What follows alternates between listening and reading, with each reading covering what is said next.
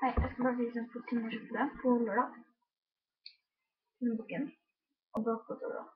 Jeg skulle fått på mye som har prøvd seg, bare noen få måneder.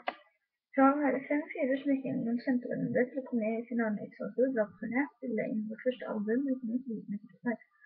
Jeg har skrevet denne boka, så dere kan bli kjent med oss, finne den egentlig her, hvor vi kommer fra, og hvor vi er på vei. Dette er livshistorien til One Direction, og det har kommet så langt, og det er veldig gøy for oss å kunne dele med dere. Vi overdriver ikke når vi sier at vi aldri har hatt dere nå, og det er takket være dere. Tusen takk for utrolig støtten. Og nå har jeg veldig glad for at det er sånn eksklusive bilder fra sånn da. Og det står veldig mye om gutter. Den er hva det er opplevd. Det er liksom fine bilder nå. Så det var vel det. Så